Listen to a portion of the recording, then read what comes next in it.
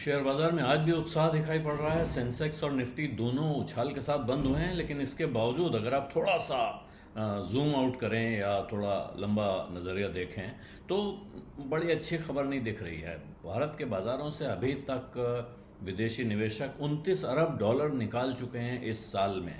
और आप सोचें कि ये किस्सा पलटने वाला है, थोड़ा बहुत खरीदारी हो रही होगी, लेकिन बड़े पैमाने पे पैसा जो यहाँ से निकला है या निकल रहा है वो जा रहा है चीन। और चीन क्यों? क्योंकि आपने पिछले कहानी सुनी एनवीडिया और अमेरिका की कई कंपनियों की। इस वक्त लेकिन जो सबसे ज़बरदस्त उछाल कहीं दिख रहा है तो वो है चीन की कंपनियों में। एक है डीप सीक वाली स्टोरी, जिसमें डीप सीक की वजह से पूरा एक तरह का डिसरप्शन क्रिएट कर दिया है दुनिया भर की उन्होंने टेक्नोलॉजी इकोनॉमी में। और दूसरी उनकी auto company BYD electric car बनाने वाली कंपनी है। अगर आप रील देखते हैं और तमाम सोशल मीडिया पे देख रहे हैं तो उसकी गाड़ियों की एक से एक शानदार वीडियो आपको देखने को मिल रहे होंगे, जिसमें वो दिखाते हैं कि वो किस तरह से टेस्ला को कड़ी टक्कर दे रही है। और इसी का नतीजा है कि वहाँ ज़बरदस्त उछाल आपको BYD के शेयरों में दिखाई पड़ रहा है। लगभग 40% का उछाल उसके शेयरों में आ गया है। और जो हैंग सेंग इंडेक्स है हांगकांग का, जो चाइना के ज़्यादातर शेयर जहां लिस्टेड हैं, वहां पिछले सितंबर से जब से भारत में ज़बरदस्त गिरावट आई है, वहां 36% का उछाल हैंग सेंग इंडेक्स में देखने को मिला है।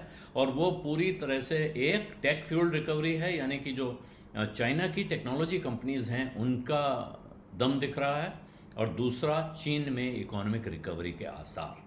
और ऐसा लग रहा है कि जहां भारत में कंपनियों की अर्निंग्स में कष्ट दिख रहा है, पेन दिख रहा है, बढ़त कम होती दिख रही है, लगातार सवाल उठ रहे हैं वैल्यूएशन पे, वहां चीन में ग्रोथ तेज होती हुई दिख रही है। और चीन की कंपनियां, चीन के बाजार इस वक्त इंटरनेशनल इन्वेस्टर्स को सस्ता दिखाई दे रहा है।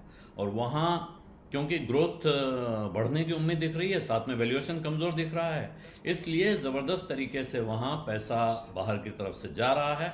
और सबसे ऊपर वहाँ BYD है, जिसने 2025 में जनवरी से अब तक 40% का उछाल दिखाया है। और इसका मार्केट कैप 165 अरब डॉलर से पार चला गया है, जो भारत की टॉप 5 बड़ी ऑटो कंपनियों के कंबाइंड मार्केट कैप से ज़्यादा है। और ये BYD की जो रैली है, इसके पीछे अब सबसे ज़बरदस्त हाथ है उनकी एक अल्ट्रा फास्ट चार्जिंग टेक्नोलॉजी का, जो कह रहे हैं कि 5 मिनट में वो गाड़ी की बैटरी को इतना चार्ज कर देगा जिससे कि वो 400 किलोमीटर चल पाएगी। बिल्कुल जैसे आप पेट्रोल पंप में जाते हैं, अपना टैंक फुल करवाते हैं और उसके बाद आगे बढ़ लेते हैं, वो करीब करीब ये सिचुएशन दे रहा है। अभी तक जो चार्जिंग टेक्नोलॉजी है उसमें किसी में 4 घंटे लगते हैं, किसी में 8 घंटे लगते हैं, लेकिन जो फास्टेस्ट है वो भी कहता है कि आप 30 मिनट से 1 घंटे तक चार्ज कीजिए तो आप 250-300 किलोमीटर चल पाएंगे। जो हाईवे पे आपको चार्जिंग पॉइंट्स मिलते हैं वहाँ भी आपको कुछ देर रुकने, यहाँ जितनी देर में आपका पेट्रोल टैंक भरता है, डीजल टैंक भरता है, उतनी देर में आपको ये चार्ज करके दे देंगे। तो ये जो चार्जर है, जो अल्ट्रा फास्ट चार्जर, ये एक तरह का दुनिया भर में ईवी का एक बड़ा भारी गेम चेंजर हो सकता है। और इसी का असर वहाँ दिखाई पड़ रहा है। जबकि यहाँ भारत में ऐसा, यहाँ की गणित से देखें तो कंपनियाँ अच्छा कर रही हैं, लेकिन मारुति है, टाटा है और महिंद्रा एंड महिंद्रा है, तीनों इस साल लगभग 6% इनमें कुल मिला के गिरावट आ चुकी है। और चाइना का परफॉर्मेंस दिख रहा है, जिसकी वजह से वहाँ और भी आप देखें और कंपनियां भी जब ये जुड़ती हैं तो इसके साथ BYD के साथ टेंसेंट है, CATI है, ये बढ़ती दिखती हैं। और इसके बढ़ने का अर्थ है कि भारत से पैसा वहाँ जा रहा है, भारतीय कंपनियों के से निकल के पैसा वहाँ जा रहा है।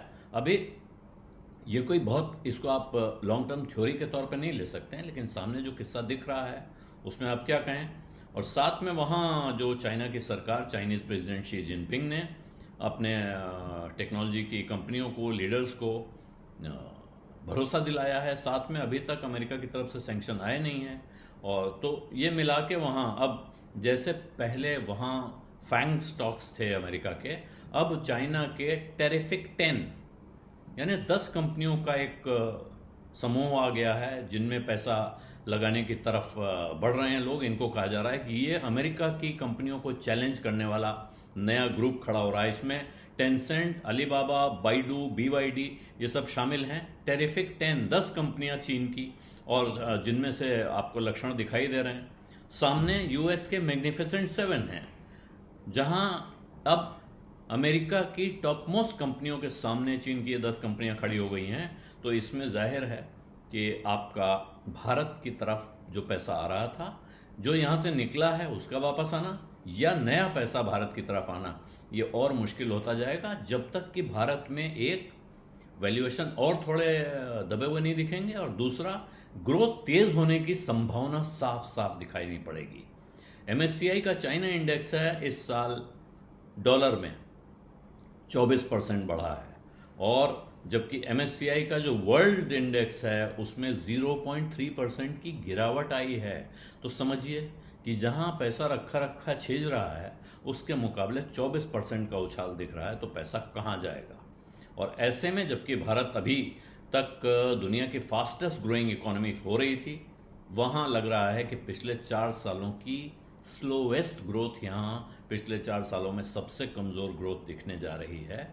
जो ब्रोकरेजेस से डेटा आ रहे हैं उसके हिसाब से कॉरपोरेट अर्निंग्स में भी कमज़ोरी दिखने जा रही है। और निफ्टी 50 की जो 50 कंपनियां हैं निफ्टी की, उनमें दिसंबर की तिमाही में यानी अक्टूबर, नवंबर, दिसंबर में मात्र 5% की बढ़त दिखेगी, ऐसे आसार दिख रहे हैं।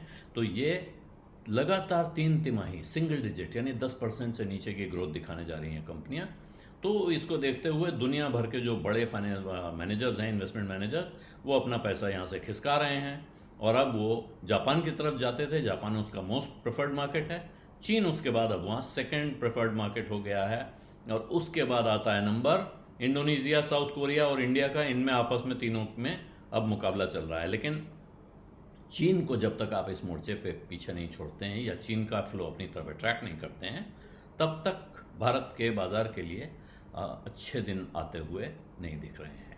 ये एक बिल्कुल साफ चिंता या चेतावनी, जो भी समझें वो कहा जा सकता है। बीस अड्डा में आज इतना ही। इजाज़त दीजिए। धन्यवाद। नमस्कार।